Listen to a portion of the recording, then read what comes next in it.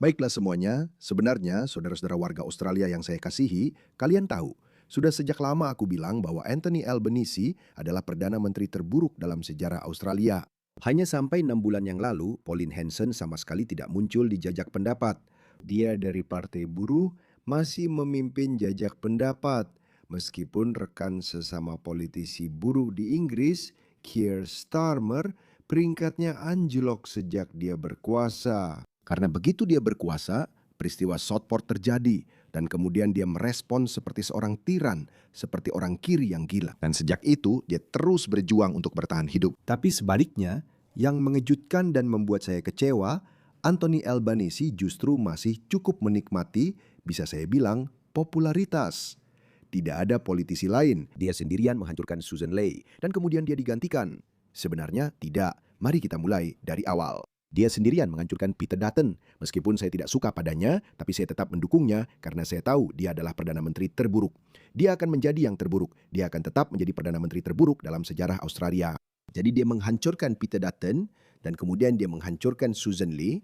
Dan sekarang Angus Taylor juga sepertinya tidak bisa menurunkannya dari tahta. Tapi satu wanita telah mendapatkan banyak popularitas dalam 6 bulan terakhir atau lebih.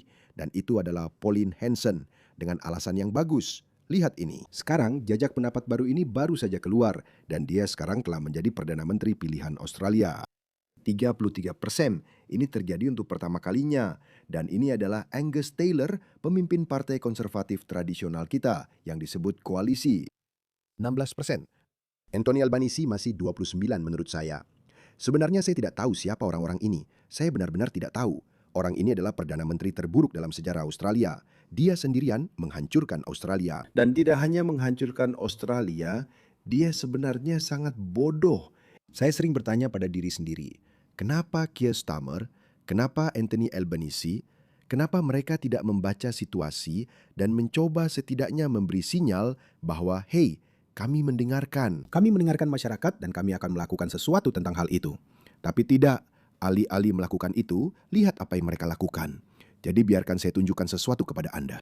Jadi jajak pendapat besar termasuk studi dari Melbourne Institute dan Australian National University secara konsisten menunjukkan bahwa 53% hingga hampir 60% orang Australia percaya bahwa jumlah migrasi saat ini terlalu tinggi. Jadi semua orang tahu ini. Sama seperti di Inggris, semua politisi ini dari berbagai pihak telah mengatakan bahwa mereka akan mengurangi jumlah imigrasi. Anthony Albanese telah berkuasa sejak 2022, sudah 4 tahun. Setiap tahun selalu lebih buruk daripada tahun sebelumnya. Dia terus mendatangkan orang, dan beginilah mereka menghina masyarakat. Beginilah besarnya kebencian mereka terhadap masyarakat Australia. Mereka menghina kecerdasan Anda. Di satu sisi, mereka terus berjanji akan menurunkan jumlahnya. Tapi di sisi lain, mereka terus mendatangkan orang-orang ini dan kemudian memanipulasi Anda. Mereka bilang, ya di Inggris mereka bilang, ya kita butuh perawat, kita butuh dokter dan insinyur. Itulah alasan kita butuh migran. Jika Anda ingin menyelamatkan NHS, karena NHS adalah titik lemah masyarakat Inggris, tidak ada yang ingin kehilangan NHS. Jadi mereka bilang, diam saja. Jika Anda ingin menyelamatkan NHS, biarkan kami membawa semua orang ini masuk. Itulah strategi mereka. Cari topik, manipulasi Anda, membuat Anda merasa bersalah, lalu membenarkan angka-angka ini. Dan sebagai gantinya, yang mereka lakukan adalah membawa pekerja berkeahlian rendah, bahkan jika mereka hanya membawa 1 perawat. Mereka juga bersama dengan dia membawa 5 atau 6 tanggungan lain yang kemudian masuk ke dalam sistem kesejahteraan. Mereka memuras habis sistem kesejahteraan. Dan mereka melakukan itu di Inggris. Dan mereka menganggap kalian bodoh karena mereka menggunakan taktik yang sama. Polanya sama. Di Australia, mereka bilang, kita butuh lebih banyak rumah. Dan untuk punya lebih banyak rumah, kita butuh lebih banyak pekerja konstruksi. Lihat ini, orang ini benar-benar buruk. Jika ada seseorang di pemerintahan Australia yang paling saya benci, selain Anthony Albanese, itu adalah orang ini. Jim Chalmers juga hampir sama, tapi orang ini benar-benar di puncak daftar. Orang ini adalah orang yang paling tidak disukai. Dia sangat merendahkan, dia sangat sombong. Dia memberikan... Sebenarnya sebelum saya putarkan video ini untuk Anda, biar saya putar video ini supaya Anda benar-benar mengerti siapa dia. Saya akan terus memutar video ini sampai setiap orang Australia tahu siapa orang ini. Dengarkan dia. Dia bilang tidak perlu asimilasi. Kamu seorang Islamis, kamu seorang jihadis, kamu membenci budaya barat. Kamu membenci wanita berbikini, jangan khawatir. Masuk saja, tidak perlu asimilasi. Itu benar-benar yang dia katakan. Dengarkan badut ini. Konsep imigrasi adalah orang-orang ketika mereka datang ke Australia ingin menjadi bagian dari Australia. Itulah yang diinginkan orang-orang. Dan saya tidak pernah menerima kata asimilasi. Saya tidak ingin orang-orang kehilangan jati diri mereka. Kata integrasi adalah salah satu yang telah digunakan sebagai bagian dari dialog multikultural untuk waktu yang sangat lama.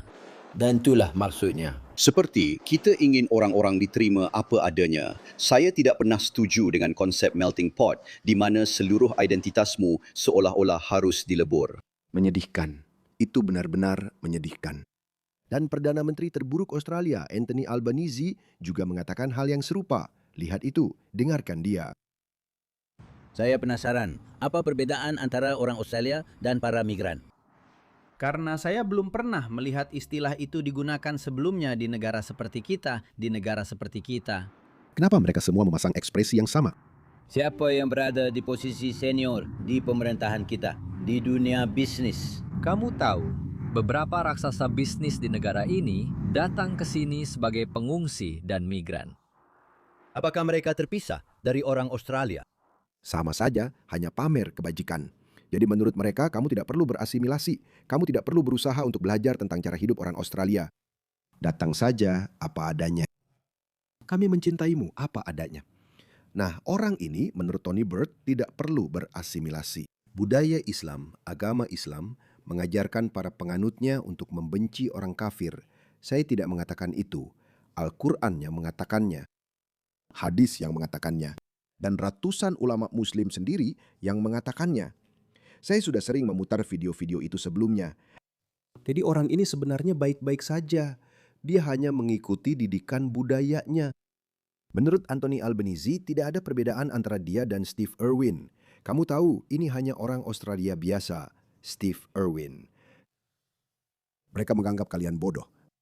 Jadi kenapa saya memutar ini untuk kalian? Saya sudah menunjukkan ini kepada kalian. Lihat ini, mereka tetap bersikeras. Meskipun banyak survei menunjukkan bahwa orang Australia memang ingin jumlah imigrasi dikurangi, diturunkan menjadi 100.000, 110.000 seperti sebelum COVID. Tapi mereka tahu masyarakat tidak senang. Jadi pertanyaannya, kenapa mereka tidak mengubah arah? Baik, saya akan beritahu kenapa mereka tidak mengubah arah. Karena saya berpikir, Keir Starmer sebenarnya bisa meningkatkan popularitasnya. Dia bisa tiba-tiba mencoba mengubah sikapnya. Dia bisa menindak para migran ilegal, mungkin mulai mendeportasi beberapa dari mereka. Mereka sudah mencoba itu. Kementerian Dalam Negeri Inggris, Shabana Mahmud, memang memberikan pernyataan-pernyataan itu. Tapi tahu kenapa mereka tidak bisa melakukannya?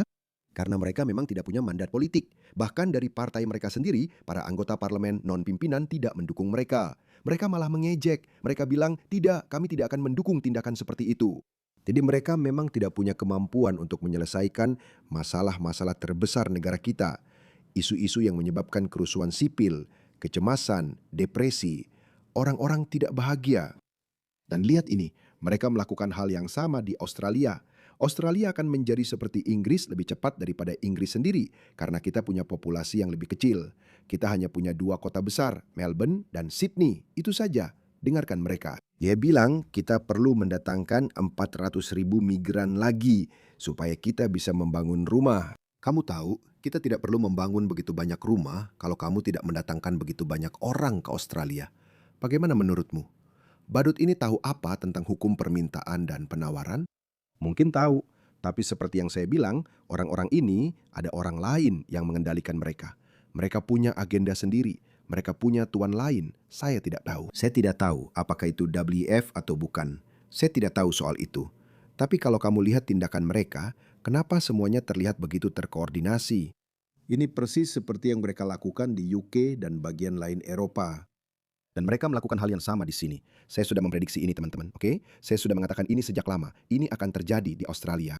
Kedatangan permanent bersih jangka panjang, 478,000 orang masuk ke negara ini, tetapi hanya ada 175,000 rumah baru yang dibangun di Australia selama setahun hingga 26 Maret. Tapi angka migrasi bersih yang lebih akurat yang saya dengar, iaitu jumlah yang masuk dibandingkan yang keluar, ada di 300,000. Orang Australia yang baik, bergaji tinggi dan berkeahlian tinggi sedang pergi. Dan kita menggantikan mereka dengan orang-orang berkeahlian rendah yang tidak memahami Australia, budaya Australia, nilai-nilai Australia. Mereka tidak memahami semua itu. Dan kita menggantikan orang Australia yang baik dan membayar pajak tinggi dengan orang-orang ini dengan dalih seperti di Inggris, mereka bilang kita perlu menyelamatkan NHS. Di sini, kita perlu membangun lebih banyak rumah. Mereka bahkan tidak orisinal. Apakah 175,000 rumah baru cukup untuk jumlah migrasi yang kita terima? Kita perlu terus melakukan apa yang kita bisa untuk meningkatkan pasokan perumahan dan kita perlu memastikan migrasi disesuaikan dengan kapasitas kita. Jika Anda menangani migrasi dengan cara yang salah, maka Anda justru bisa memperburuk situasi perumahan. Jadi misalnya, Anda tahu lebih dari 1/4 dari berbagai pekerja ahli yang kita andalkan untuk membangun rumah kita lahir di luar negeri. Demikian pula, 60% doktor umum kita lahir di luar negeri. Jadi kita perlu memastikan bahwa kita menargetkan orang-orang yang paling kita butuhkan di Australia, tapi juga memastikan bahwa kita tidak secara tidak sengaja menghalangi kita mendapatkan orang-orang yang kita perlukan agar bisa membangun rumah-rumah tersebut. Inilah yang mereka katakan, itulah sebabnya mereka tidak kompeten dan seharusnya dipecat. Saya tidak mempermasalahkan angkanya. Ya, mungkin 60% dokter umum kita lahir di luar negeri. Kita memang membutuhkan dokter umum kita, itu fakta. Dan sangat sulit bagi seseorang untuk menjadi dokter. Jadi itu hal yang bagus, oke? Bagus. Tapi pekerja konstruksi, kita sedang menghancurkan sektor tenaga terampil kita. Dan bahkan jika kita membutuhkan seseorang, kenapa kita harus membawa keluarganya? Kenapa kita harus memberi mereka jalur menuju kewarganegaraan? Tapi bukan itu saja. Saya mengakui memang ada kekurangan. Ada kekurangan tukang listrik terampil, tukang ledeng, dan sebagainya. Tapi kalau kita memang sangat membutuhkan mereka dan sangat mendesak, kenapa kita tidak mendapatkan mereka? Malah kita justru mendapatkan orang-orang yang masuk dengan dokumen palsu. Coba lihat, coba dengarkan Pauline Hanson. Lihat kenyataan dari program visa tenaga kerja terampil yang mereka targetkan. Apa rincian kebijakan Anda untuk imigrasi? Tentu saja Anda ingin menurunkannya, tapi program mana yang Anda ingin turunkan? Ya, visa Anda bahkan mahasiswa asing yang datang ke negara ini. Lihat jumlah pemegang visa yang masuk. Mereka mengajukan permohonan kewarganegaraan. Di Australia, kewarganegaraan kita akan diperpanjang hingga 10 tahun sebelum Anda bisa mendapatkan kewarganegaraan. Kurangi imigrasi Anda menjadi 130,000. Lihat orang-orang yang dibawa masuk ke negara ini. Mereka sama sekali bukan migran terampil. Omong kosong. Kita mendatangkan orang-orang yang mengaku sebagai migran terampil. Chris, mereka tidak memiliki kualifikasi. Kita sebenarnya kewalahan dengan orang-orang yang tidak terampil ini.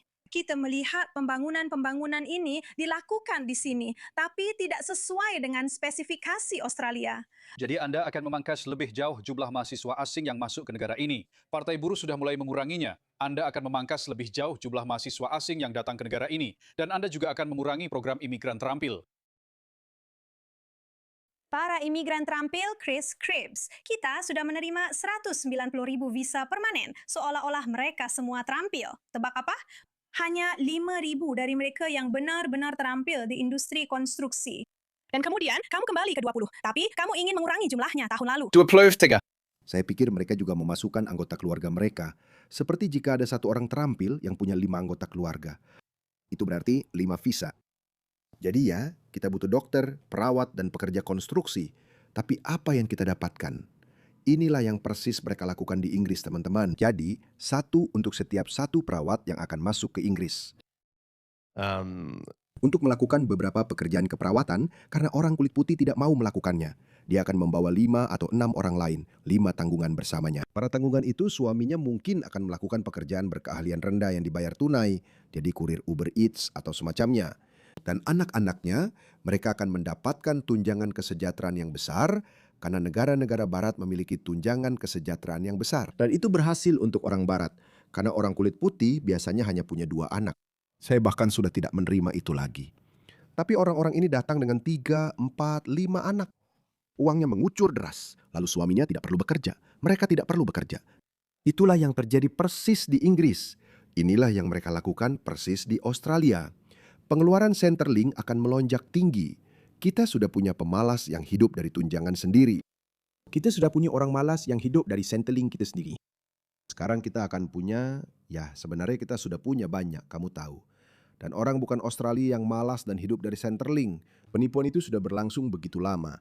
Orang Afghanistan, 6 atau 7 anak, semua orang Timur Tengah ini 6-7 anak. Dan orang Australia ya mungkin 1 anak, bahkan tidak.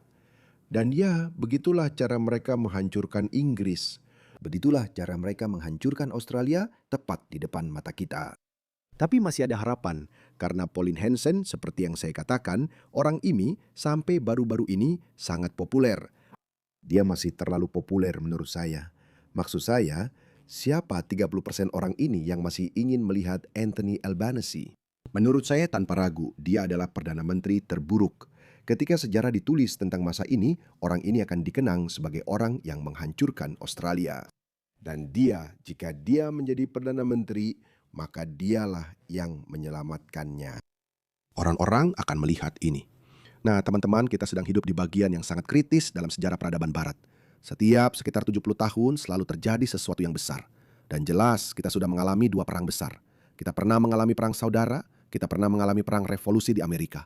Dan hal-hal serupa juga terjadi di Australia. Kita tidak mengalami perang-perang seperti itu, tetapi Australia terlindungi karena kita berada jauh. Jadi saya mengacu pada sejarah Anglo-Amerika dan sejarah Eropa sampai batas tertentu. Tapi sesuatu pasti akan terjadi. Karena ketika kita menciptakan sistem-sistem itu memang bekerja, tapi hanya bertahan untuk waktu tertentu saja. Karena birokrasi mulai berjalan, perbaikan kecil, reformasi, penyempurnaan proses mulai diterapkan. Kurang lebih seperti yang kita lihat di Inggris. Sangat masuk akal bagi saya mengapa para birokrat sekarang memprioritaskan perempuan dari Ghana, Pakistan, dan Afghanistan, memberikan mereka perumahan sosial yang omong-omong juga akan terjadi di sini. Sementara perempuan Inggris, mereka harus menunggu bertahun-tahun untuk mendapatkan perumahan. Itu karena di sana ada kelompok penekan di dalam pemerintahan yang kompleks, birokrasi, ada kelompok penekan. Ada LSM, mereka seperti, oke, tolong, kami butuh ini, butuh dana sebanyak itu. Jadi dana itu harus berasal dari suatu tempat. Jadi mereka memangkas 20% anggaran yang dialokasikan untuk perempuan Inggris demi perempuan yang lebih rentan yang datang dari budaya asing. Begitulah cara kerjanya. Semua sistem ini dirancang dengan niat terbaik, tapi kemudian akan ada titik di mana itu tidak lagi berkelanjutan. Centrelink berjalan dengan baik. Medicare di Australia berjalan sangat lama, tapi itu tidak akan berhasil karena Anda sedang mengubah struktur sosial negara Anda. Orang-orang yang datang ini, mereka punya nilai-nilai yang berbeda.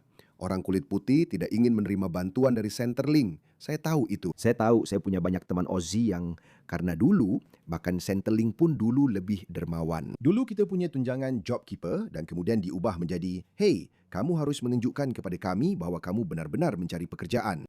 Jadi orang-orang akan berhenti dan mereka benar-benar keluar untuk mencoba mencari pekerjaan. Saya tidak tahu tentang Gen Z. Tapi ketika Anda membawa orang-orang dari Afghanistan atau Ghana atau Pakistan atau Bangladesh atau negara-negara lain di mana pemerintah mereka tidak memberi mereka sepeser pun, oke, mereka tidak memberi mereka apa-apa di sana.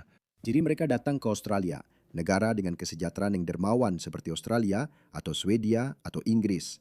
Mereka seperti pemerintah, apa saya akan mendapatkan $600 per 2 minggu per anak? Kenapa? Karena saya keluarga berpenghasilan rendah. Itu luar biasa. Mereka menyukainya. Itu benar-benar pola pikir yang berbeda. Mereka menyukainya. Sedangkan seorang wanita kulit putih, bahkan setelah melahirkan anak, ingin kembali bekerja. Dia ingin, kamu tahu, melakukan sesuatu dalam hidupnya. Itulah maksud saya dengan sistem-sistem yang diciptakan dengan niat terbaik ini. Sistem-sistem itu runtuh, terutama ketika kamu mengubah susunan sosial, susunan budaya. Mereka mengutak-atik nilai-nilai fundamental Barat dan berharap tidak akan terjadi apa-apa tanpa mengubah aturan mainnya.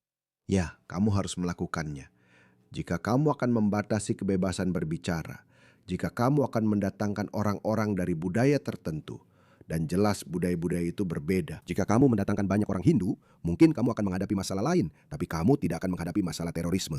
Jika kamu mendatangkan banyak Muslim dari Timur Tengah, akan ada banyak masalah terorisme. Lihat, angkanya tidak berbohong.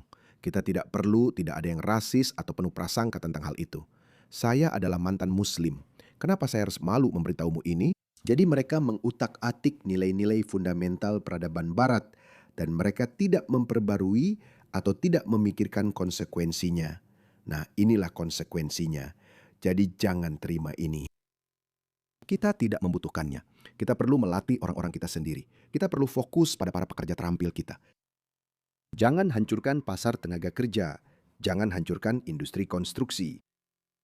Dan jika kita memang membutuhkan seseorang dan itu benar-benar tidak bisa dihindari, berikan syarat visa yang sangat ketat. Seperti apa? Seperti yang dikatakan Pauline, kita memberikan 190.000 visa tenaga kerja terampil, hanya 5.000 diantaranya yang merupakan pekerja konstruksi.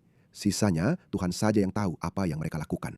Mereka akan mengemudikan taksi dan mengantarkan Uber Eats. Itulah yang terjadi. Itulah yang mereka lakukan. Jadi bagaimana itu bisa baik untuk siapapun? Itu bahkan tidak baik untuk orang-orang yang datang ke sini dengan alasan palsu. Mereka akan menjadi tergantung pada bantuan sosial. Mereka akan menghancurkan semuanya. Sekali lagi, saya tidak memberitahu Anda sesuatu yang benar-benar baru atau dramatis. Itu sudah terjadi di Inggris. Itu sudah terjadi, sudah selesai Inggris. Satu-satunya perbedaannya adalah para patriot Inggris sedang berada di ambang ledakan, bisa dibilang seperti itu. Tapi ada protes yang terjadi di Inggris setiap hari, setiap akhir pekan. Dan rasanya hampir seperti akan terjadi kerusuhan di sana. Mereka sudah mengalami kerusuhan di Belfast. Mereka juga mengalami kerusuhan kecil di Southampton. Dan jelas, kamu ingat 2 tahun lalu, ada kerusuhan besar setelah pembantaian Southport. Itulah yang kami maksud dengan kerusuhan sipil. 2 pencari suaka ilegal menikam orang-orang secara acak. Itu akan terjadi. Dan lihat, kita sudah mulai mengalami hal itu sampai batas tertentu. Seperti Australia, juga mendatangkan beberapa orang dari Afrika yang dilanda perang.